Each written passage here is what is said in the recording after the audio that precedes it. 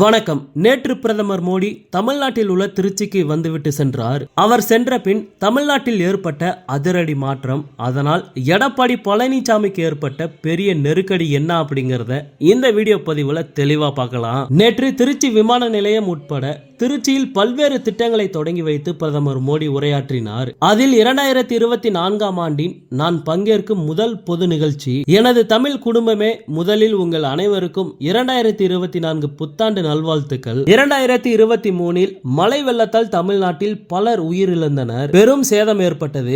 மழை வெள்ளத்தால் பாதிக்கப்பட்ட தமிழ்நாட்டிற்கு மத்திய அரசு உறுதுணையாக இருக்கும். தமிழ்நாட்டிற்கு வரும்போது புதிய சக்தி கிடைக்கிறது. உலகில் எங்கு பேசினாலும் தமிழ்நாட்டை, தமிழ் மொழி பெருமையை பேசுகிறேன். புதிய நாடாளுமன்ற கட்டிடத்தில் தமிழ்நாட்டின் செங்கோல் நிறுவப்பட்டுள்ளது. காசி தமிழ் சங்கம், சௌராஷ்டிரா தமிழ் சங்கம் நடத்தினோம் என்று பிரதமர் மோடி கூறினார். மேலும் தமிழ்நாடு வந்த பிரதமர் மோடியை அதிமுக பொதுச் செயலாளர் எடப்பாடி பழனிசாமி சந்திக்கவில்லை. இதனால் டெல்லி பாஜக எடப்பாடி மீது அப்செட்டில் இருப்பதாக தகவல்கள் வெளியாகியுள்ளது. பொதுவாக மோடி தமிழ்நாடு வரும்போதெல்லாம் எடப்பாடி சந்திப்பது வழக்கம். சண்டை போட்டு நேரம் வாங்கி குறைந்தபட்சம் விமான நிலையத்திலேயாவது பிரதமர் மோடியை எடப்பாடி பழனிசாமி சந்தித்து விடுவார். ஆனால் இந்த முறை எடப்பாடி அப்படி சந்திப்பு நடத்தவில்லை. சென்னையில் சமீபத்தில் அதிமுக பொதுக்குழு மற்றும் செயற்குழு கூட்டம் நடைபெற்றது.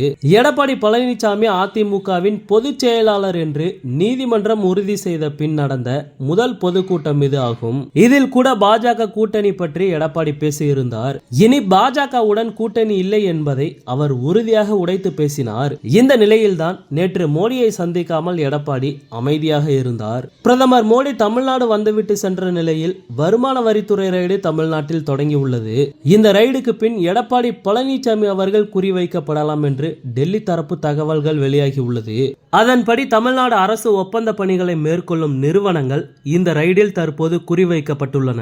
கடந்த ஆட்சியில் ஒப்பந்தங்களை எடுத்த தனியார் கட்டுமான நிறுவனங்கள் பல குறிவைக்கப்பட்டுள்ளன.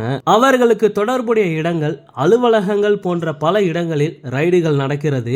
இந்த வருமான வரித்துறை ரைடு எல்லாம் எடப்பாடியை குறிவைத்துதான் என்கிறார்கள். இதில் சில நிறுவனங்கள் எடப்பாடி பழனிசாமிக்கு நெருக்கமான நிறுவனங்கள், அவர் கடந்த ஆட்சியில் டெண்டர் கொடுத்த நிறுவனங்கள் என்று கூறப்படுகிறது. ஓகே, இது போன்ற செய்திகளை உடனுக்குடன் பெற மறக்காம நம்ம சேனலை சப்ஸ்கிரைப் பண்ணி சப்போர்ட் பண்ணுங்க. நன்றி.